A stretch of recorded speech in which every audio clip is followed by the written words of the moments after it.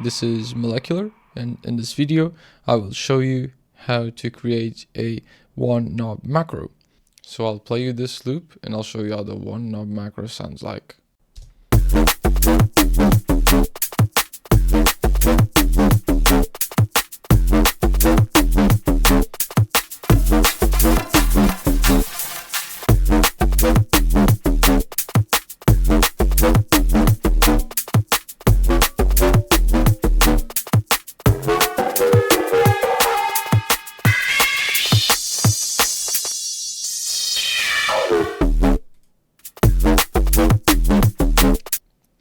So what is a one knob macro?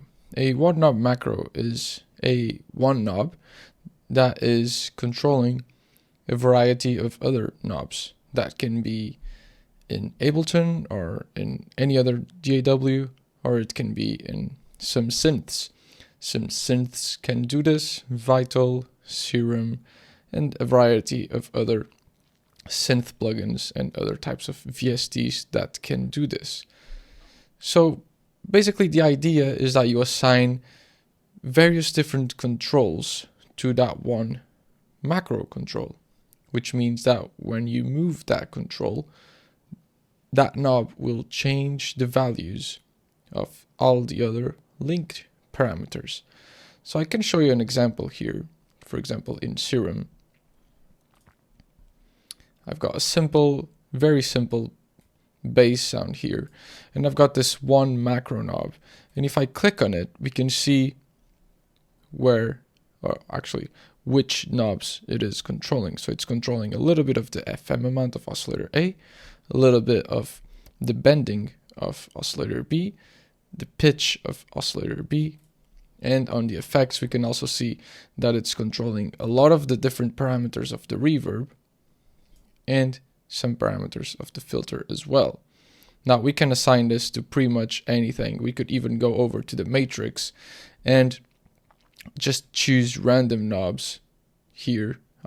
We can choose our macro one as a source and close our eyes and choose a random knob here and then choose the amount, because as you can see the amount varies per knob that it's controlling. It doesn't need to control the same amount per every knob, and that's why it is so good. Now we can also change that curve if you want. We can make it grow slower or we can make it grow faster. We can also make it go down. Instead of going up, we can also make it go down. So as all the other parameters are rising, as we increase the macro, other parameters go down. In this example, I'm not using any of that, but as we construct one, we can do that later. You can also do that, for example, in Ableton tracks. You can do that with MIDI tracks, audio tracks, group tracks. The premise is that you need to do a simple command, which is Control-G, or you can just right-click any plugin and do group it. And once you group it, so for example, let's use this hybrid reverb. You click on this little chain here on the racks, and you see that you created now a chain. And now you see this little button control. That will be your macros. But let's go back here and let's see, for example, here in this Ableton audio effect rack, we've got one macro one, and every single parameter with a little green dot next to it, it means that it's being controlled by this macro. So in this macro we've got distortion, dry wet, we've got filter frequency on a high pass filter, we've got feedback on this shifter, we've got dry wet on the shifter, we got decay, and we've got dry wet on this reverb. So we're controlling quite a lot of different plugins with this one knob macro. Now, why is this important? You can use it for many different things. I like to use it for progression and for transitions as well. On this specific example that I'm about to show you, it's just as in a transition type control. It's not really as a progression, although if you use it wisely, on this serum preset, you can kind of use it as a progression macro control, but they are mostly created to be used as a transition. Now let's create this sort of macro. Let me ungroup this. Now let's say we've decided which plugins we want to use for our little macro, and we just need to group them. So let's do Control G or Command G for the Mac users. And now, as we can see, we have created a chain. Now let's click on the little macro control, and we just want one knob. So let's click on this little button here. So we just have one, and we can rename it as well. Let's call it one knob macro. There we go. And now in Ableton, it is a little bit tricky to do it for the first time. It's not obvious. You have this M button, which is the mapping. So you need to click on it, and that's going to enable your mapping. Now you just need to decide which which knobs you want to map to this macro. Let's do the distortion dry wet. So we click on that and then click map. We need to decide the values. Let's go from 0% to 60%. Now let's map this high pass filter frequency. Click on that, click on map. Let's go from 10 Hertz to 2 kilohertz.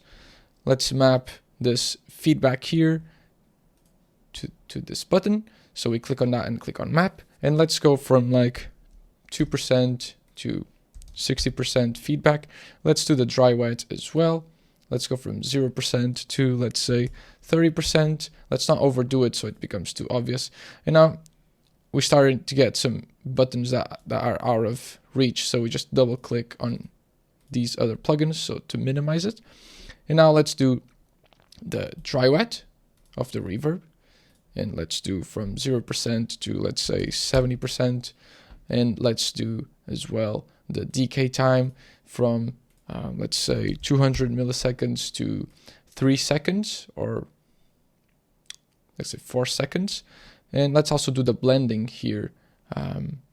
So let's do the blending from, let's say, like this to like this. So it blends because this is in parallel to different reverbs. So it's going to emphasize the second reverb, which is this one, which is a tied reverb, which just kind of has an oscillation, very fast oscillation actually. And let's do the reverse as well. So let's map the rate of the oscillation of that reverb here, and let's say it starts slow and it gets faster over time, like this. So as you can see, as the macro rises, this is inverted. It's the only one that goes to a lower value compared to the others. So now let's click the M button again. Let's solo these drums and let's see the magic happen.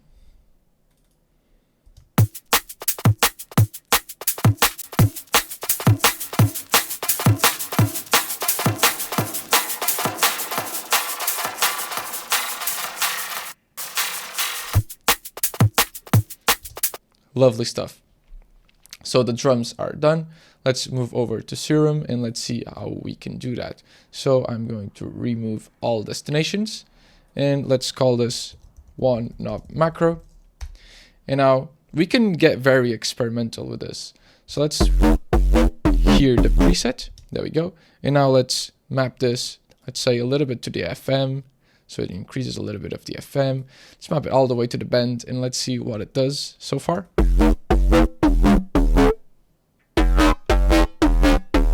Cool. Let's map it as well to the fine tuning of the oscillator here. And you can see it maps it to go up and down. So if I leave it like this, it's going to go down. If I put it halfway, it's going to be how it was.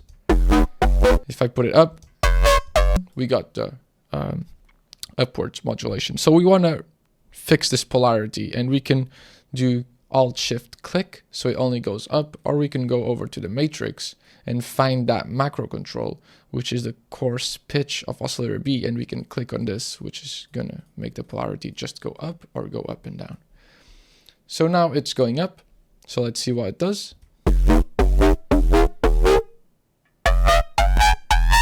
That's a little bit too much. It's almost 2 octaves. Let's just do 1 octave, which is 12 semitones. And now on the effects, we can do, for example, let's do the reverb decay. Let's go to astronomical values. And let's do a little bit of the size. Now, because this is the Serum's reverb is actually very funny. If you change the size, it will do like pitch shifting type effects. So we don't really want to overdo it too much, or else it will get very crazy. We just want to change a little bit of the size. In this case, there's no rules. This is just how it will sound better for this case. And now let's increase a lot of the dry wet.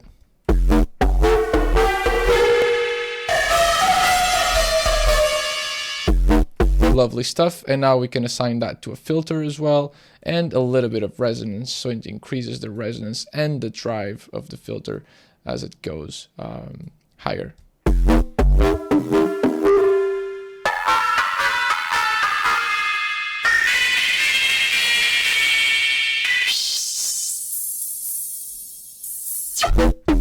And there we go. So now we have two one-knob macro controls for our two different sounds, so we can play with them.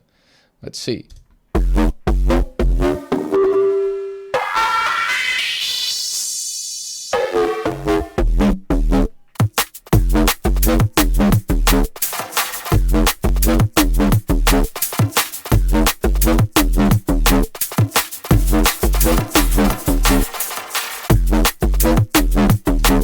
And there we go. So now you know how to create your one knob macros. Experiment with this, be that for progression, for transitions, and I hope you have some fun. This was Molecular with DNB Academy. Don't forget to like and subscribe, and I'll catch you on the next video.